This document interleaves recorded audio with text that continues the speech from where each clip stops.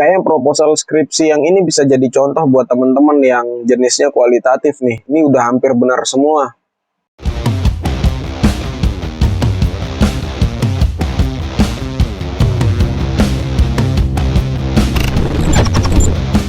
Assalamualaikum teman-teman, kembali lagi dengan saya di channel Diaramaku, channel yang membahas seputar skripsi, tips skripsi, bagaimana mengerjakan skripsi.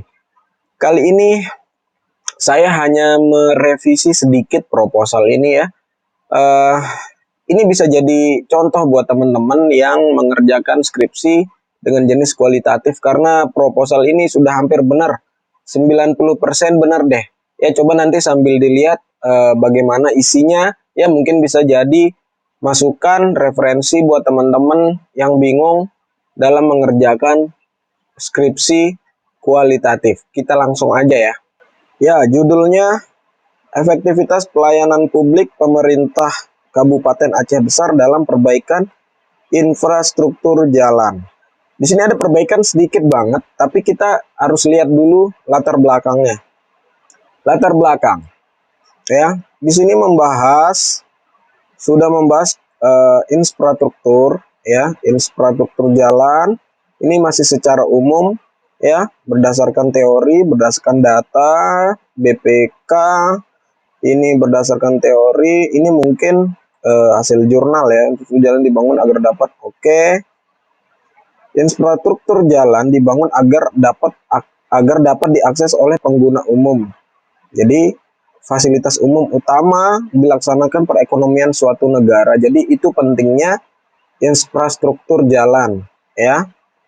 Berdasarkan peraturan pemerintah ya, ada juga undang-undang pasal 25 ya. Perbaikan infrastruktur jalan sangat memadai, merupakan salah satu hal terpenting yang harus diperhatikan terlebih dahulu ya.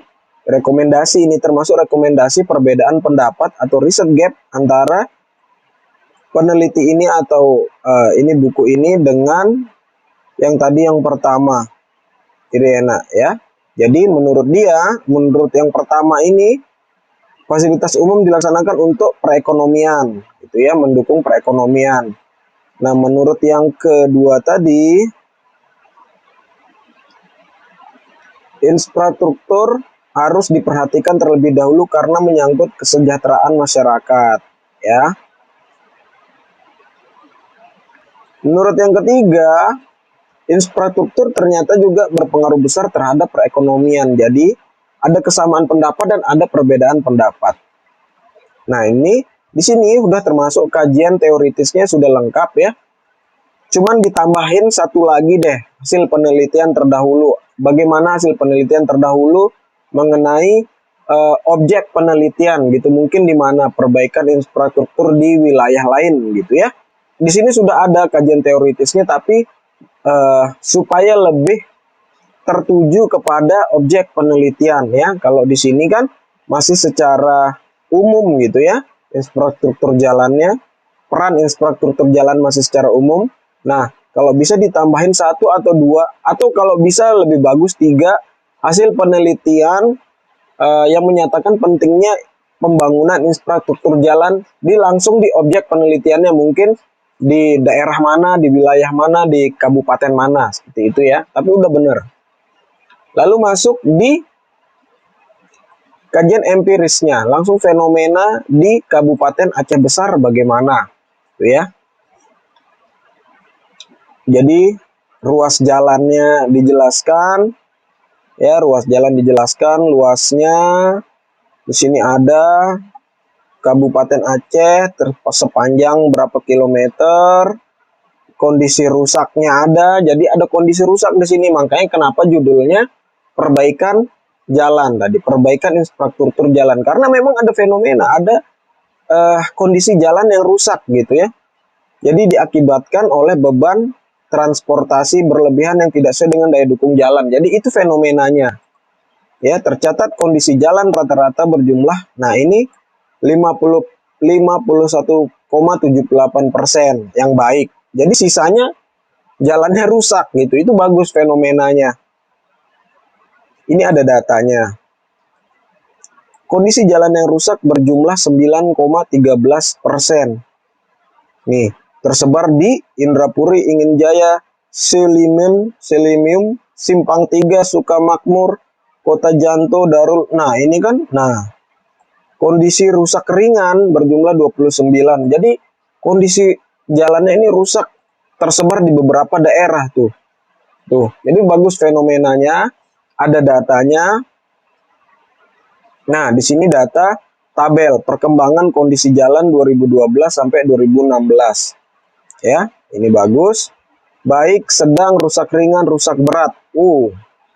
Nah, di sini ini datanya bagus, sudah benar kalau ini memang sumbernya BPS, profil pembangunan, atau di data instansi terkait. Cuman kalau bisa lebih bagus lagi data yang lebih terbaru, yang lebih dekat ke 2021 atau yang lebih dekat ke 2021 atau 2022, mungkin 2019 sampai 2019, kalau bisa sampai 2020, 2021 gitu.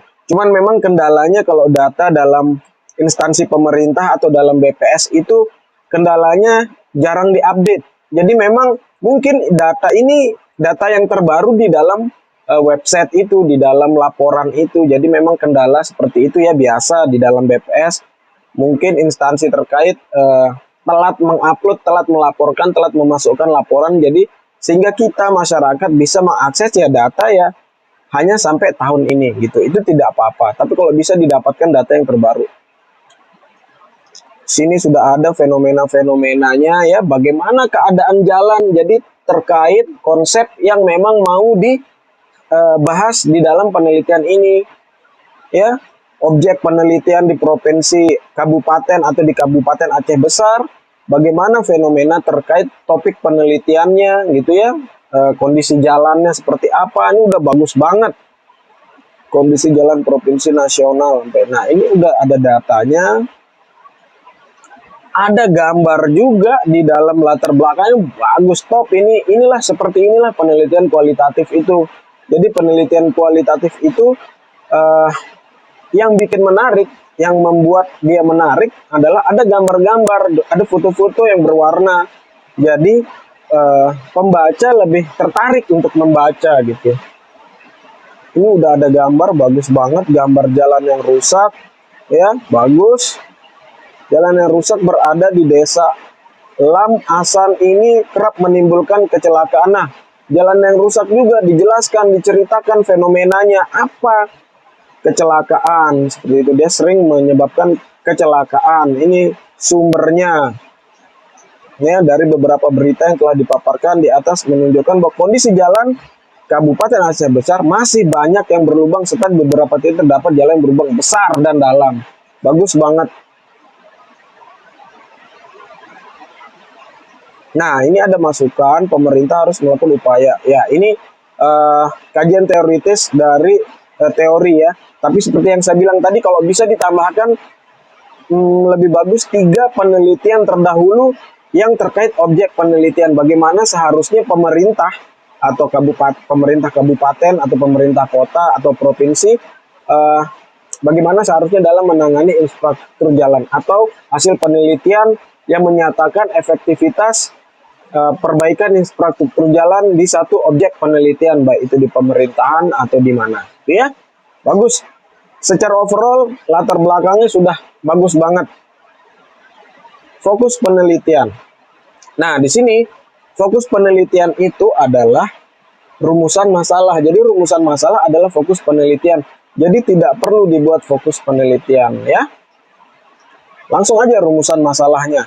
Kita lihat bunyi rumusan masalah. Bagaimana efektivitas pelayanan publik pemerintah Kabupaten Aceh Besar terhadap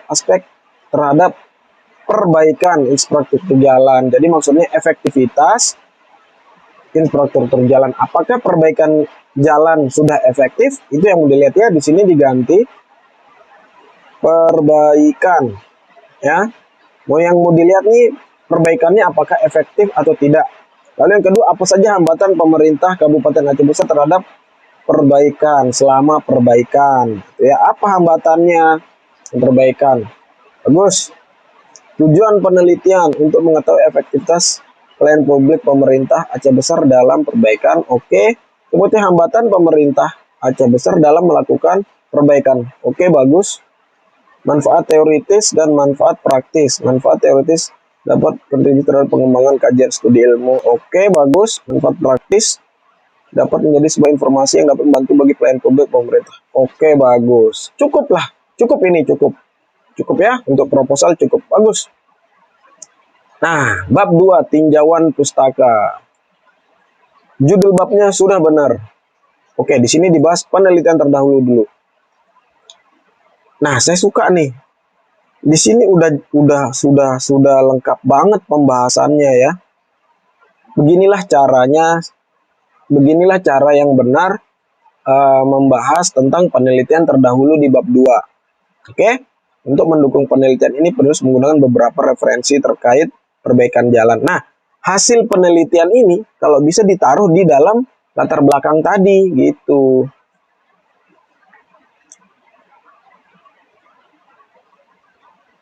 Nah, di sini nama penulis ya, tahun, judul penelitiannya ya. Penelitian ini meneliti tentang, nah di sini diceritakan permasalahan atau tentang apa penelitian itu dilakukan. Nah, ini bagus. Metode yang dilakukan bagus banget. Hasil penelitian, nah begini dong, ini baru perfect nih. Seperti inilah pembahasan di dalam subbab penelitian terdahulu. Hasil penelitian menunjukkan bahwa Dinas Pekerjaan Umum sudah menjalankan perannya. Namun Dinas Pekerjaan Umum masih belum optimal menjalankan perannya. Terkendala adanya keterlambatan dalam pencairan anggaran. Nah, seperti itu, gitu, benar. Lalu ada persamaan dengan penulis. Ya, persamaan dan perbedaan boleh ditulis ya. Nah, di sini dia. Nah, permasalahan, lengkap banget. Lengkap banget. Bagus banget ini. Lengkap banget, bagus banget ya. Lalu penelitian yang kedua, nama, judul, tahun, judul. Nah, tujuan. Jadi diceritakan ya. Bagus banget ini. Udah nggak perlu dilihat lagi, bagus banget. Seperti itulah intinya kalau kita mau membahas di dalam subbab penelitian terdahulu. Lalu penelitian selanjutnya. Nah, ini yang kurang. Penelitian ini tahun 2006. Ini terlalu jauh 2006. Ya. Syaratnya penelitian itu paling tidak 5 tahun belakangan. Gitu. Jadi mungkin kalau 2021 5 tahun belakangannya 2016, atau mau mengacu 2022 sekarang ya 2017 5 tahun belakangannya. Dan menggunakan penelitian terdahulu yang terlampau jauh karena sudah basi gitu. 2015 juga terlalu jauh ya. Tapi cara menulisnya sudah benar banget. Begitulah cara menulisnya. Landasan teori, betul. Efektivitas pelayanan publik, definisi efektivitas pelayanan publik, oke. Ini tidak perlu ya. Ini tidak perlu, langsung aja efektivitas pelayanan publik. Ya, betul kata efektivitas tidak. Oke. Di sini ada terminologi teori. Yang pertama menurut Tika ya atau Robbins, dalam Robbins memberikan definisi efektivitas sebagai tingkat pencapaian organisasi dalam waktu pendek. Efektivitas ya. Lalu Benny, efektivitas adalah hubungan antara output. Lalu setelah ada perbandingan dua teori dari pendapat yang telah dipaparkan di atas, maka dapat disimpulkan bahwa efektivitas, nah ini artinya benang merah antara dua teori tadi ya, antara teori pertama dan teori kedua baru disimpulkan ada benang merah, ada keterkaitan antara dua teori itu. Oke. Lalu pelayanan publik. Ya mungkin ini judulnya dipisahkan dulu. Lalu pelayanan publik adalah menurut Kurniawan, lalu menurut Lukman, pelayanan publik Dari dua teori, jadi ini ada terminologi teori. Ini 100 deh nilainya kalau yang gini. Jadi ada terminologi teori, ada dari dua peneliti, bisa 2, bisa 3, bisa 4, tidak apa-apa. Lalu disimpulkan ada benang merah dari terminologi teori itu, bahwa efektivitas pelayanan publik adalah pencapaian tujuan atau sasaran yang telah ditetapkan atau direncanakan dalam jangka waktu pendek. Dan bla bla bla bla. Benar banget. Ya. Nah, tinggal nanti di sini ditentukan grand teorinya siapa yang digunakan. Gitu. Dari dua teori yang kita gunakan dalam terminologi teori, nanti untuk membahas konsep-konsep tentang pelayanan publik, efektivitas pelayanan publik, teorinya siapa yang kita gunakan dari dua teori ini. Gitu. Prinsip ini konsepnya ya, prinsip efektivitas pelayanan. Oke, ini konsep-konsep ya. Jenis pelayanan, kualitas pelayanan publik. Ini udah. Jadi pelayanan publiknya sampai sini. Lalu masuk ke infrastruktur jalan. Oke, pentingnya jalan. Oke. Untuk landasan teori dulu ya. Di sini harus jelas grand teori yang ditentukan di atas. Teorinya siapa yang kita gunakan? Teorinya siapa yang kita gunakan berdasarkan terminologi teori tadi. Jadi, kalau sudah kita tentukan, konsep-konsep yang kita bahas tentang pelayanan publik ini harus menggunakan teori ya dari grand teori itu. Gitu. Kalaupun ada teori-teori pendukung berdasarkan dari jurnal atau buku lain, tidak apa-apa dimasukkan di bawah sebagai minoritas. Yang jelas, grand teori harus mayoritas. Misalnya, grand teori yang kita gunakan punyanya Lukman tadi ya. Jadi, harus mayoritas teori dari Lukman itu yang kita paparkan di dalam konsep-konsep pelayanan publik. Jenis pelayanan, kualitas pelayanan, seperti itu. Bisa kita tambahkan misalnya Irfan Islami ini sebagai pendukung di bawah grand teori. Oke. Perbaikan infrastruktur jalan. Nah, ini mungkin lebih tambahkan ya konsep infrastruktur jalan, pentingnya infrastruktur jalan ini mungkin ditambahkan lagi di landasan teori ya, konsep-konsepnya. Lalu kerangka berpikir. Kita lihat efektivitas. Nah, di dalam kerangka berpikir ini, karena kita mau melihat efektivitas ya, alat ukur atau indikator apa yang menentukan tingkat keefektivitasan ya, khususnya tentang perbaikan infrastruktur jalan gitu. Jadi saya perbaiki sedikit ya kerangka berpikir ini, masukan dari saya. Kalau ada masukan dari dosen pembimbingnya ya harus tetap diikuti dosen pembimbingnya, tapi ini masukan dari saya berdasarkan arah penelitian yang dibuat ini ya.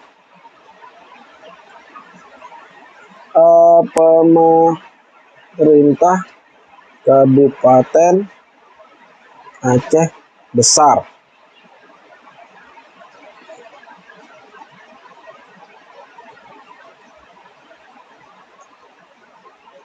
Nah, di sini harusnya indikator atau konsep mengukur tingkat keefektivitasan pelayanan publik, atau mungkin secara spesifik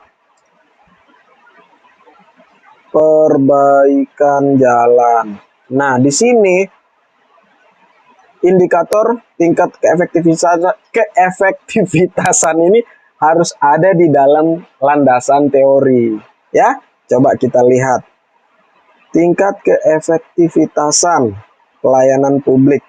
Apa dasarnya? Bagaimana kita mau menilai apakah pelayanan publik itu efektif atau tidak, atau infrastruktur, perbaikan infrastruktur itu efektif atau tidak, gitu ya. Nah, di sini ini mungkin bisa dijadikan pedoman atau indikator.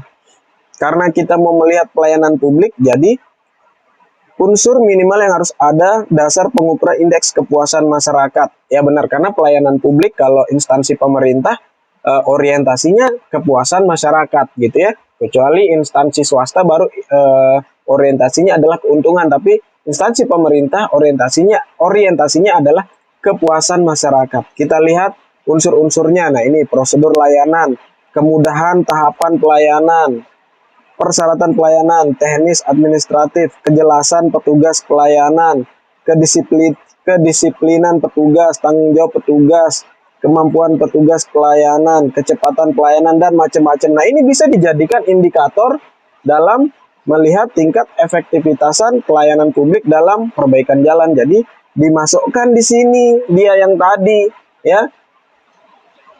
Tentunya kalau memang kita menggunakan teori yang tadi harus ini. Tapi kalau misalnya kita mau cari teori yang lain untuk melihat indikator atau mengukur tingkat keefektivitasan juga tidak apa-apa, karena yang ada contohnya tadi teori yang itu ya harus dimasukkan di dalam sini. Barulah ini sebenarnya tidak perlu. Ini saya delete ya, tidak perlu. Anak panahnya ini ya, anak panahnya ke sini. Ini tidak perlu. Ya benar teori, tapi ya udah ini tidak perlu. Barulah efek ke tingkat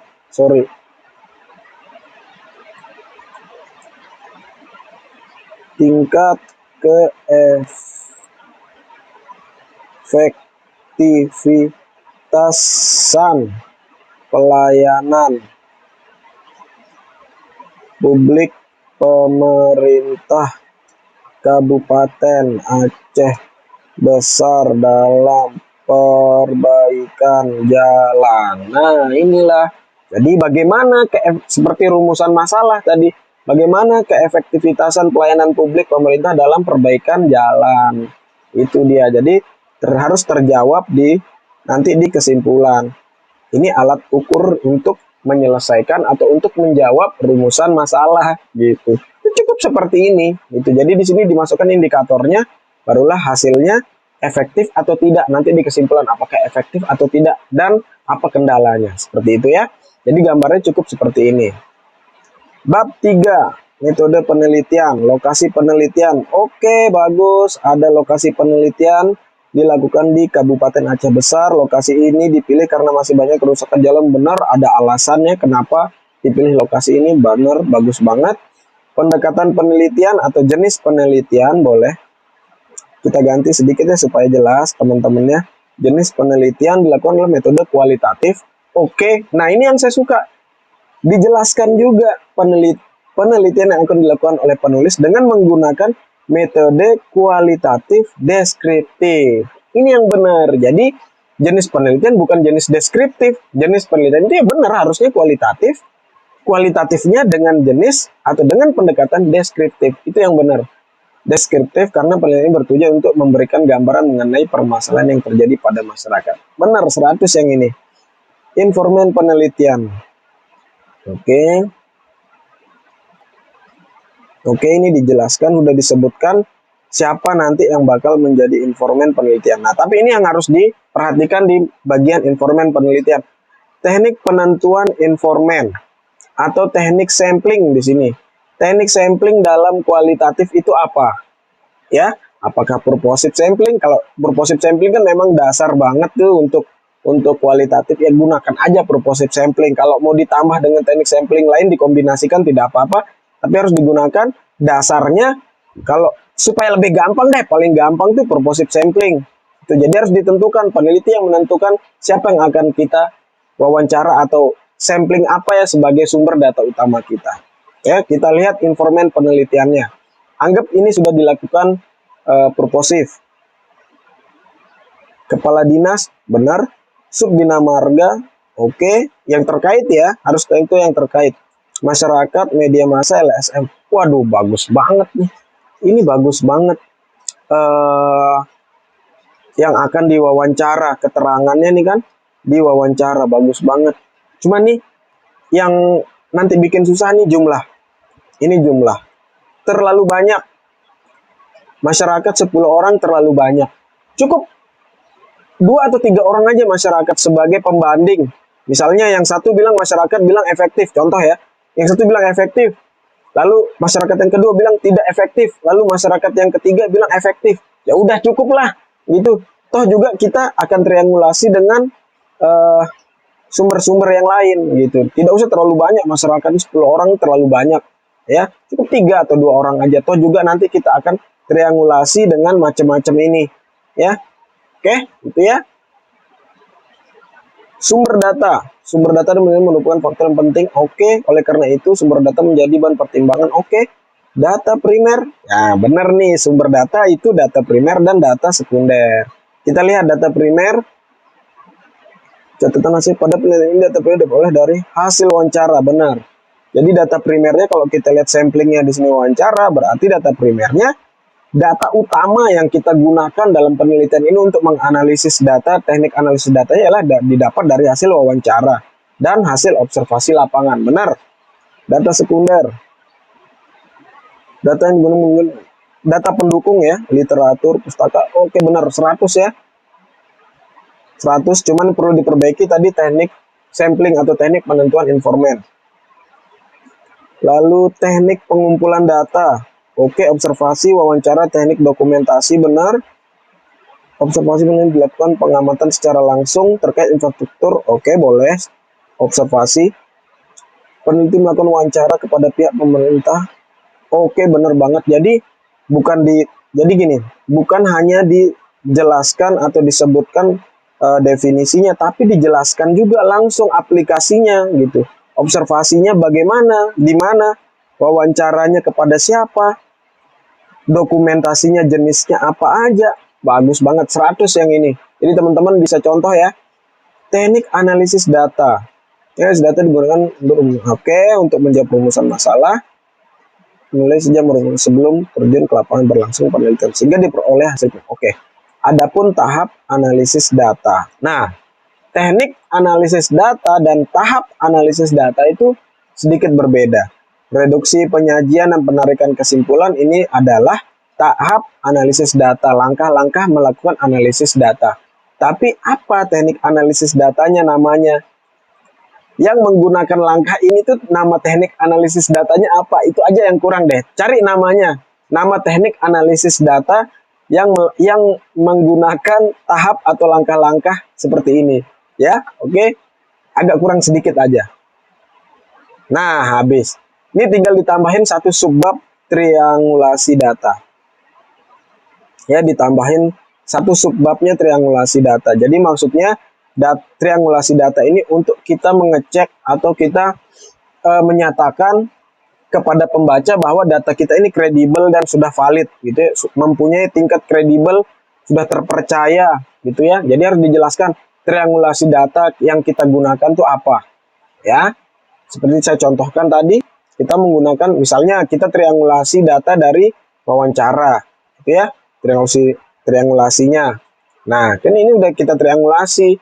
Jadi tidak perlu masyarakatnya 10 orang. Kan kita membandingkan jawaban dari 5 sumber ini gitu. Jadi ditambahin ya, tinggal dipelajari triangulasi data. Macam-macam, ada 4 jenis tuh, dipelajari deh jenis-jenis triangulasi. Ini bagus banget proposal skripsi kualitatifnya ya. Teman-teman bisa ikutin deh. Saya sengaja tadi agak lebih mendetail, agak lebih menjelaskan isi-isinya supaya teman-teman bisa contoh proposal skripsi yang ini ya. Oke, tentunya disesuaikan dengan topik dan objek penelitian teman-teman. Ini udah bagus, perlu sedikit banget perbaikan seperti yang saya sampaikan tadi. Semoga teman-teman dapat pencerahan, dapat masukan sehingga skripsinya dapat berjalan lancar dan cepat selesai.